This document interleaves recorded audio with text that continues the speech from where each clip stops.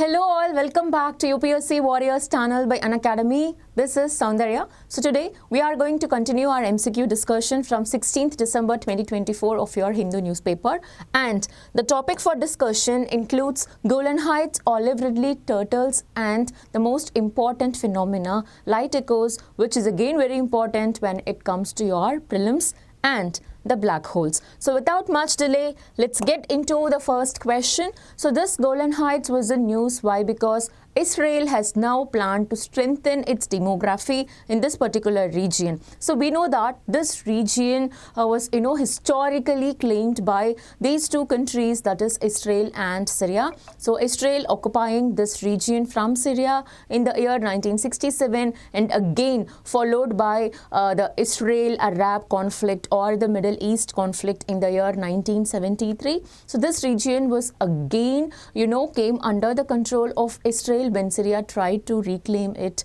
once again. So following this, these two countries settled for a negotiation in the year 1974, but then Israel again occupied this region in the year 1981.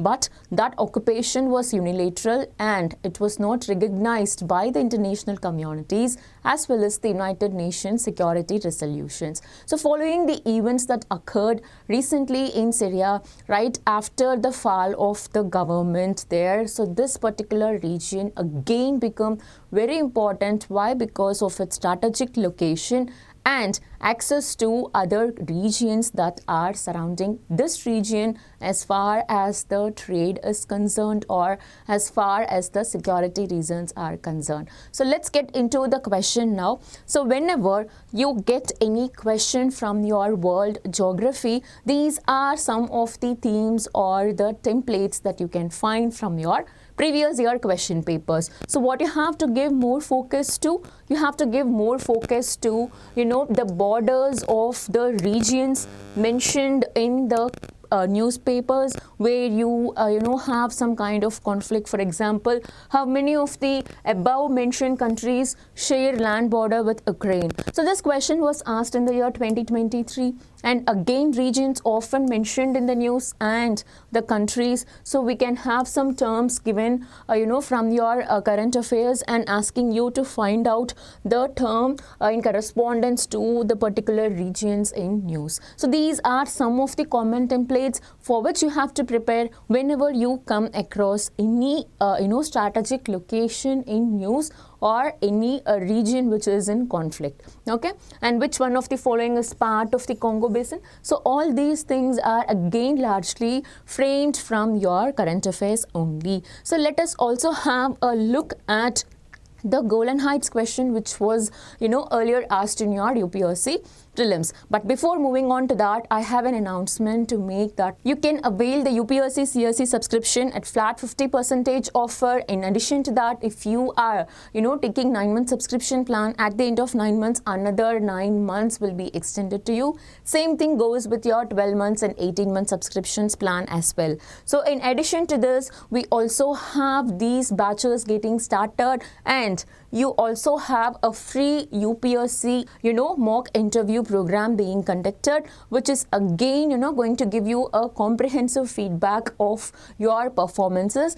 And in addition to this, we also have these optional classes again getting conducted. You can use my referral code RIYA50 so as to get further subscriptions and discounts. So let's have a look at the previous year question, which was already asked in the year 2015 from this particular Golan Heights topic. Read the question with me. Area known as Golan Heights sometimes appears in the news in the context of events related to which of the following? The answer is very simple. It is Middle East. But this was in the year 2015, but we are in 2024 now, so we have to study a bit more in detail. So let's try to solve this question. This is again a very easy question, but the important elements that you have to give more focus to.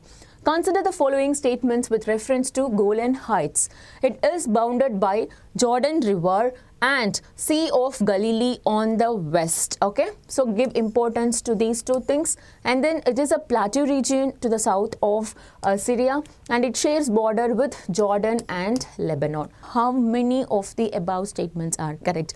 Again, this type of questions are repeatedly asked in your last 2 to 3 prelims of UPSC. So there is a less chance for you to get the elimination process in place so as to confirm with any of these statements that you are actually finding out in the question paper. So it means what? You have to be very, very thorough, otherwise you will get trapped here. Clear? So let's try to understand this question and try to find out the answer. The answer for this question is all the statements are correct. So let's have a look at this particular region. So this is about 1200 kilometers long. It is again a plateau region, and this region, Golan Heights, is again surrounded by Lebanon, Syria, Israel and Jordan. So these are the bordering countries of Golan Heights, that is Lebanon, Syria, we have Jordan and we have Israel. And the statement 1 is correct. Why? Because you can see the Jordan River here lying to the west of this Golan Heights, and we also have Sea of Galilee lying to the west of Golan Heights. In addition to this, you can also find a river here. Okay, so you can also find a river here that is called as Yarmouk River. It is again lying to the south of this particular Golan Heights region. So you have to pay attention to these types of maps where you can study the physiography of the region in detail, so has to have some kind of clarity with respect to its borders, surrounding countries, regions, etc. So what is written here? We say that we have Jordan River and Sea of Galilee to the west of this particular Golan Heights region, and we also have a seasonal river, okay, that is Al Rakhad River, and we also have Yarmouk River, as I already shown you. So we have this river to the south, and this river is lying on its east, and most importantly, you can find Mount Hermon lying to the north of this particular Golan Heights regions. So these are some of the important, places that you have to know from this particular topic. And moving on to the second important topic, that is olive ridley turtles. So why it is important? Already we had so many questions asked from this topic. We know that this turtle population is getting declined. Again, because of what? Because of illegal poaching for its meat, for its shells, for leathers and for their eggs, right? So in addition to the illegal poaching, these olive ridley turtles also face problems when it is again getting hit by the fast moving propellers of the fishing boats or the trawlers, right? And they also get entangled in the net for a long period of time. So these are some of the common causes for the decline of the olive ridley turtles population. So we have to know some of the important facts with respect to the olive ridley turtles in India. Let's try to study that with the help of this MCQ. Consider the following statements with reference to olive ridley turtles.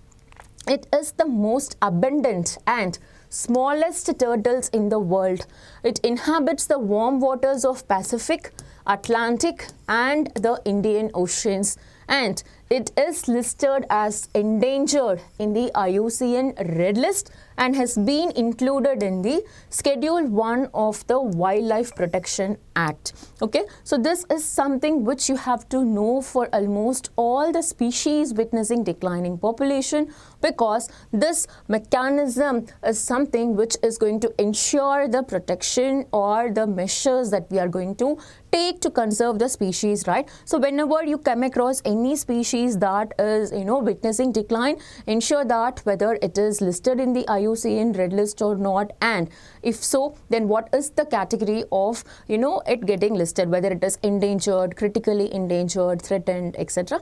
So the answer here is all of the above. Now it's time for us to study some of the interesting facts about the olive ridley turtles. We know that the coast of Odisha is the largest mass nesting coast of this olive ridley turtles, followed by coast of Mexico and Costa Rica. So this is the significance of this particular coast that is there in the country. So this particular turtles is known for their mass nesting characteristics, and this particular olive ridley turtles are smallest and most abundant of all the sea turtles. So this is again one of the important fact that you have to know. The Odisha's Garimatha Marine Sanctuary is known as the world's largest rookery colony of breeding of animals, and that is here with respect to the sea turtles. So these are some of the important facts that you have to know,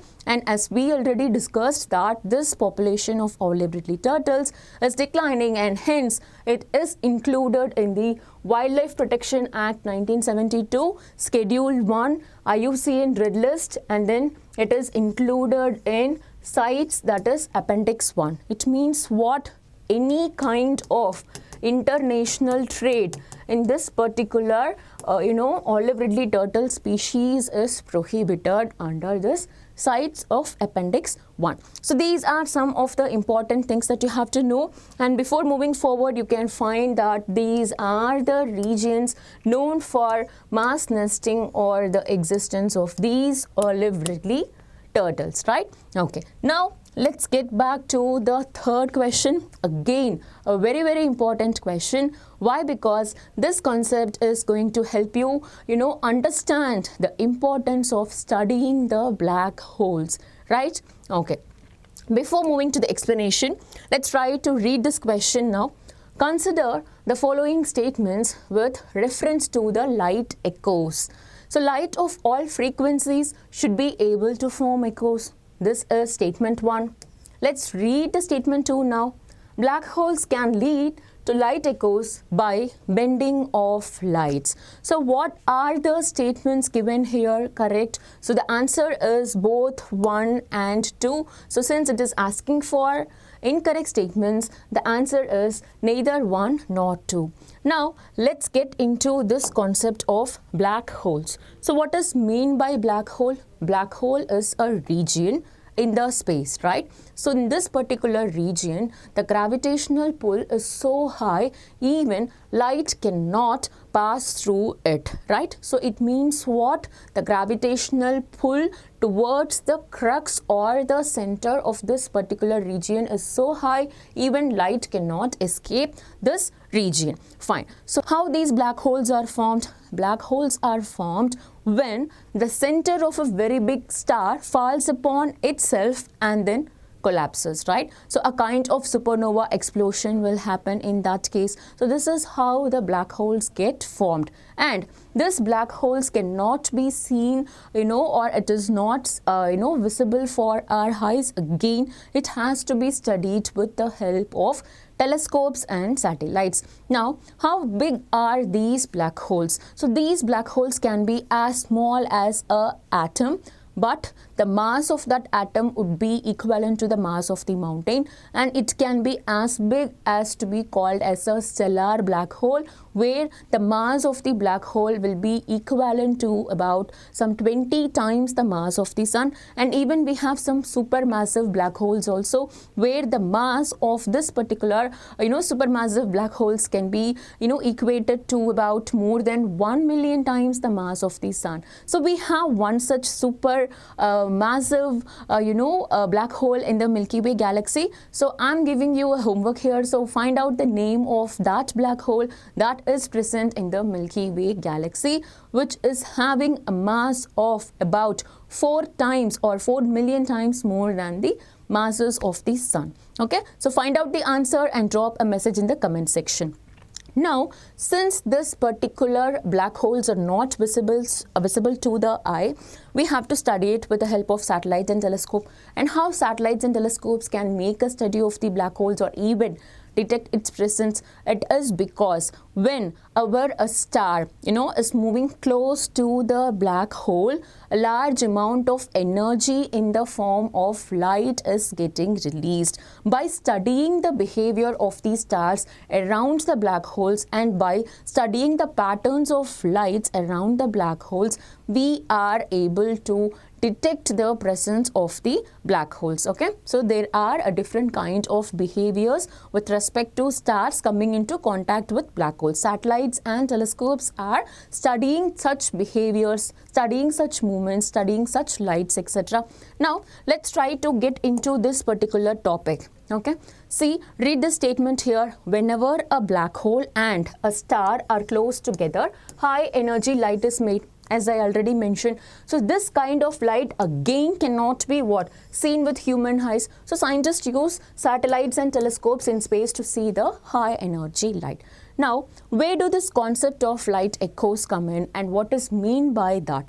Let's try to understand it now. See, whenever a light is getting passed, around a black hole, there are two options for it. Either the light can bend directly and take a U-turn towards the observer, or it can go round and round and round, around the black hole and then take a U-turn or get its direction reflected, right? So some parts of the light can take a direct route to the viewer, or the others can pass around the black holes a few times before getting back on the original path. So in this way, we can say that light emitted by a distant source in the cosmos may reach the earth at different instances, creating light echoes. Clear? So imagine a black hole scenario happening at far in the cosmos and the light getting emitted from that particular black hole. In any of these two methods can have different instances of them reaching the earth, right? So this pattern is something that is responsible for creating light echoes. So we get lights getting reflected from different points and from a different or a far source from the earth. So this concept is something that is responsible for creating light echoes. Now, what is very important for you to understand from this particular article is that this concept is something that is also called as gravitational lensing. Why it is called as gravitational lensing? See, what is a lens? A lens is something that can bend a light. Clear? So since this black holes has this particular capacity or the sheer strength of making this particular light bend because of its gravitational potential, we call this as gravitational lensing. So what is mean by gravitational lensing? Gravitational lensing is a phenomena by means of which the sheer strength of black hole's gravity is enabling the black hole to cause bending of lights, resulting in light echoes. So this is something that is called as gravitational lensing. This particular gravitational lensing was not directly measured so far. Clear? So this gravitational lensing was again going to be studied with the help of this technique called as long baseline interferometry. Just get to know the name of this particular thing alone. And in addition to this, you have to know something very important.